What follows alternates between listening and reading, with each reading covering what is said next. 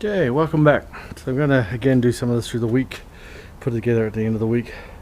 So as I said in the last video, I'm going to do a bit of cleanup. I'm going to spray this. I'll start on the back side. We'll mask her up, cover the window, and spray that up. And then we'll flip her over to the other side, and I've got some edging for that to go on. The clamps haven't come yet, so can't clamp it up yet. Then we'll work on trying to get this idling. So I've got an idle valve here, so you might recognize the brand if you work on them or not. It's exactly as that's the one in here, same part number and all that. But this one came from AliExpress. So to buy the part in North America, it's about 150 bucks. So it's relatively expensive. This one, $37, free shipping.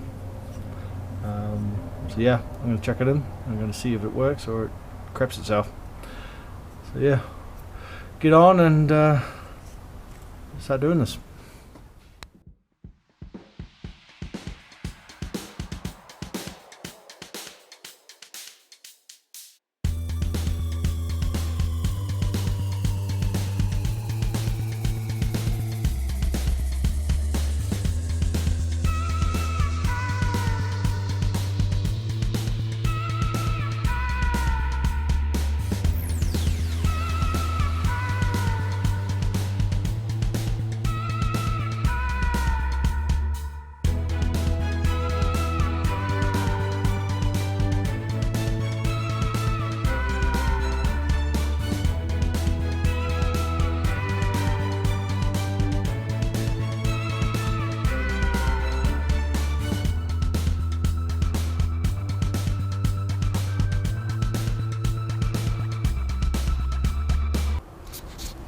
So while I'm waiting for paint to dry, I just want to go over this a little bit. How we worked out some of the measurements here. So in the last video we sort of talked about how we took our width. I kind of used the shape for the most part to give me an indication of where to end it. Once we had this cut out, then we could work off these other angles. So like I said in the last one, it was about a foot.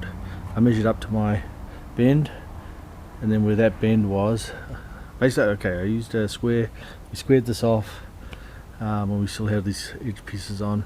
I measured a foot up when it was out here, and then we measured, and a foot up on the other side, and we measured on the roll cage right at that corner the width, and then from my center where I'd marked it on my frame here, we measured out evenly, so we found where that angle was, and then same at the top, just measured between on the roll cage, and then measured out on both sides, and that way we could connect the dots basically and get yourself the shape. So leave it just a little bit bigger when you do cut it, so then you can grind it down. You don't want to leave a lot, but just enough to give you a little bit of wiggle room to take it off, leave it on. And yeah, these were just marked out, of course, once we put it up against it.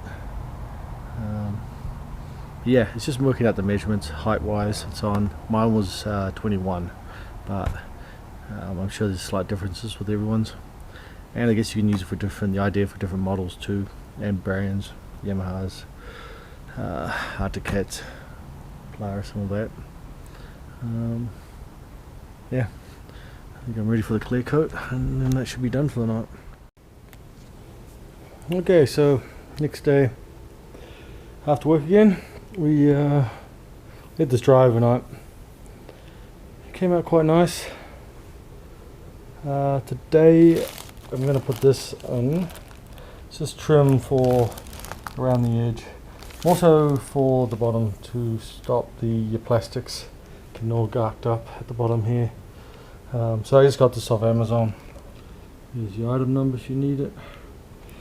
And so it's 1/2 inch on the side by 1/4 inch in the center, obviously to fit over the 1/4 inch aluminum. Yeah, I'm unsure how it's going to go, how we get the rigid areas here. I'll see how it looks. I might end up cutting it here and just putting a piece across. We'll see how that all goes together. I think we shouldn't be too bad going around the edges here. But all trial and error. So yeah, we'll get into her and see how she looks.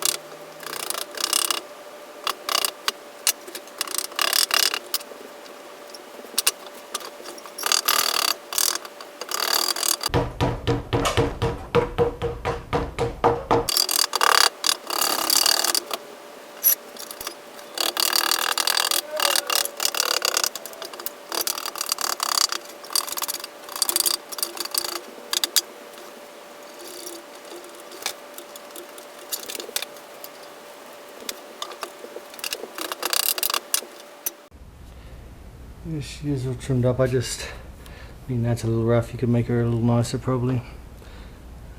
Trim it up, but I'm happy with that.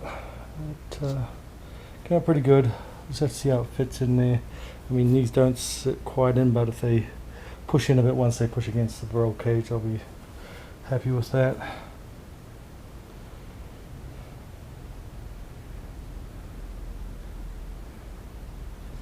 No, she looks like a bought one. Some people might say, well, you could have got it cut out with the CNC machine. But this is for the people who can't get to a CNC machine and have the basic tools, and you can produce something that's pretty good. Depends, you could make it quite high quality. I mean, I've got scuff marks here and there. I'm not that precious, so I'm happy with this like it is. So yeah, I'll see if it fits in here now with this trim on anyway, and see how she looks.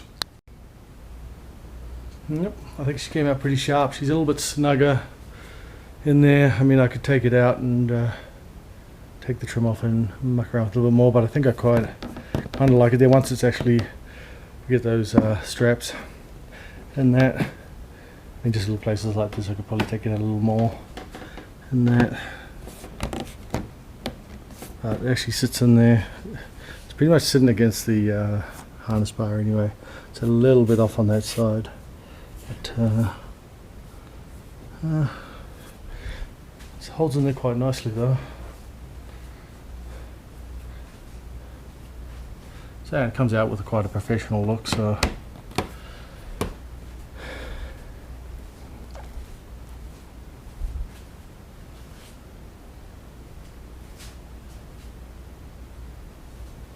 she looks from the inside.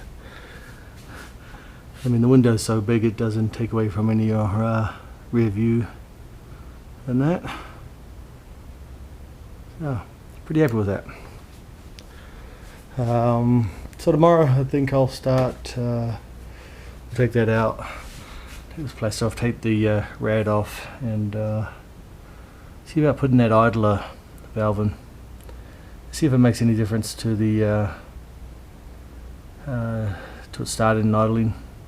Now I have got it started, but the idle's pretty rough still. I just don't know whether that hasn't, because it hasn't been run for a long time. So we'll see. It could be, it could need replacing, so I'm going to do it anyway, and we'll see if it makes a difference. I've already placed the plugs. That made a slight difference, but yeah, we'll replace this idler valve and see where we get there. So we'll catch you tomorrow.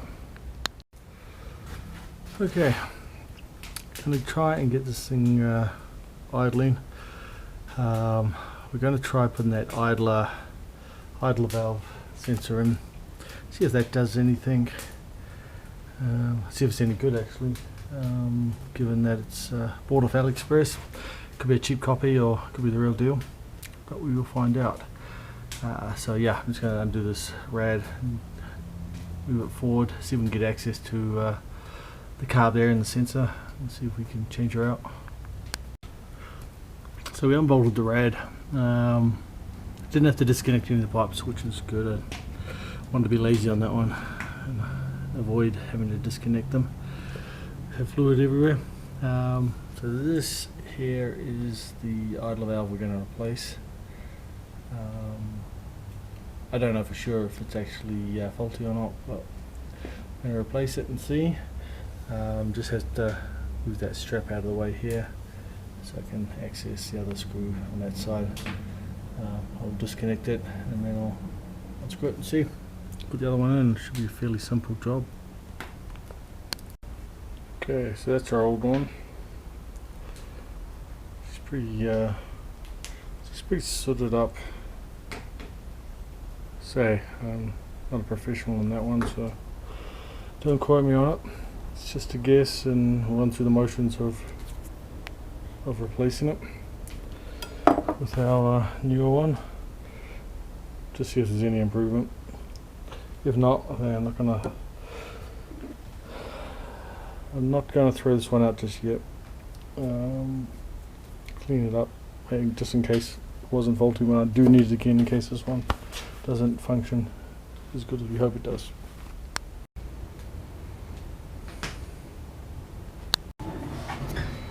Okay, all screwed down. Let's give her a turn over and see if she will idle for us before we even start.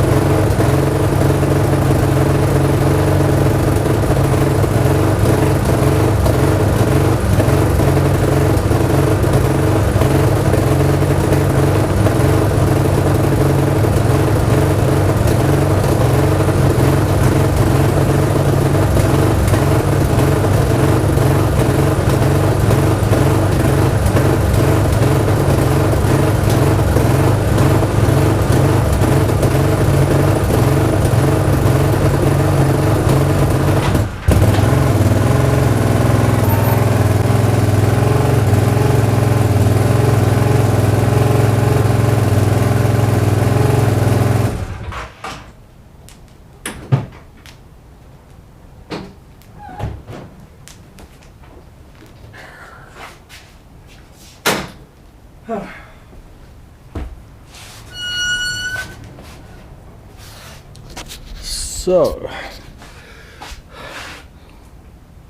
I'd say it runs better than it did before, but it is idling way too high. Could be something to do with my cheap knockoff, possibly idler. But it's progress. So before it wasn't, I'd say it's idling way better. Before it wouldn't start like that. It was a lot rougher. It seemed to get better as it warmed up. So I'll investigate that more. I may have to shell out for the obviously genuine product, but no, I'm happy with the results. They're not perfect, but it's giving me direction where to go.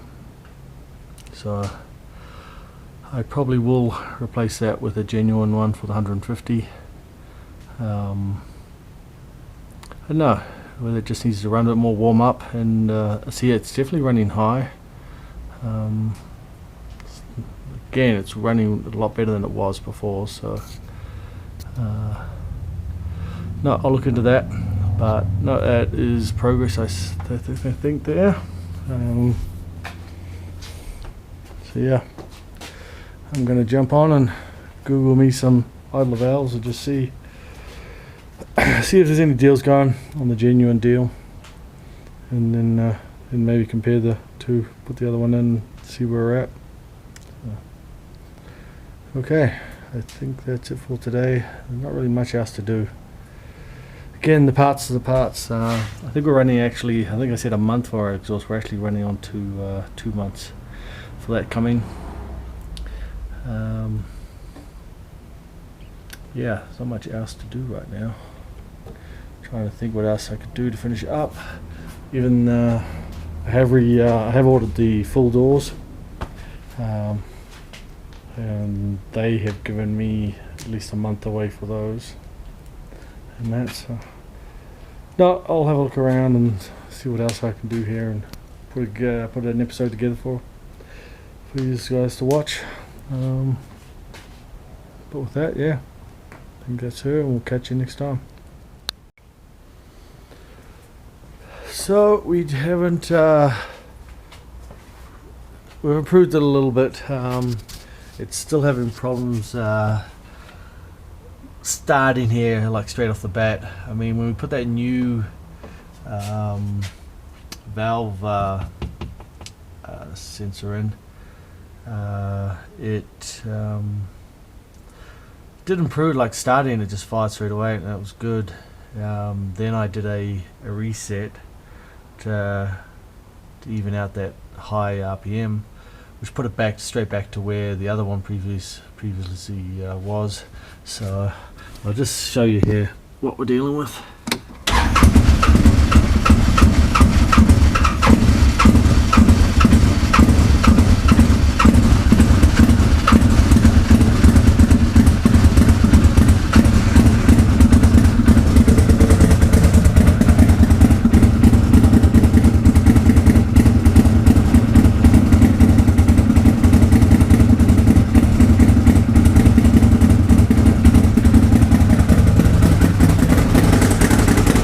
It's actually running.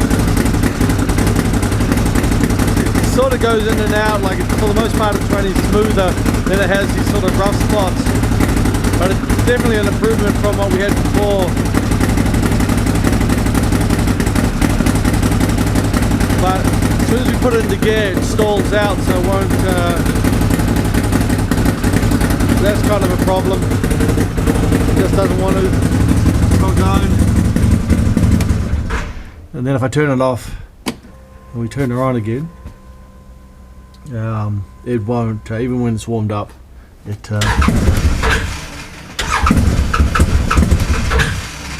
yeah, it just doesn't want to start real easy. I looked on the forums and that, and the Wildcat seem to be, and the 1000Xs and that seem to be pretty finicky, so it could be a number of things. I think I will wait until my exhaust system comes with the fuel module. I mean, given how finicky they are, I'm going to weight plug that in, and it might smooth things out. We'll see. I'm not too worried. I don't think it's a huge problem. I mean, the engine turns over, it's not slapping and clicking, and doesn't sound like any ball bearings are rolling around in there, so I'm good with that. I think I'll just want to clean up a few of the other things here. Hopefully my doors come, replace full doors, and then just get these plastics back on, get that exhaust system in, and yeah, see if that changes anything, and then if it doesn't, go a little bit harder on sorting that out. I have looked into getting the ECU flashed with the upgrades, just the higher RPM, get higher speeds out of it, but that'll be down, I think it'll down the track. I just see if this fuel module with the exhaust system smooths anything out. Say it's a long shot, but we'll give anything a go.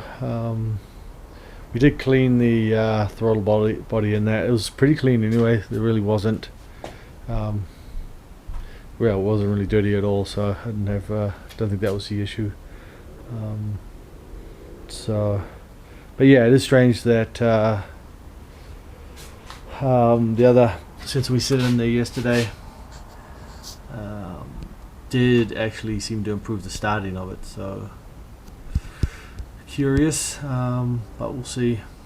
Keep working on it, and yeah, see where we are in the next episode. Join us and see if we can get this thing going. Yeah, catch you next week.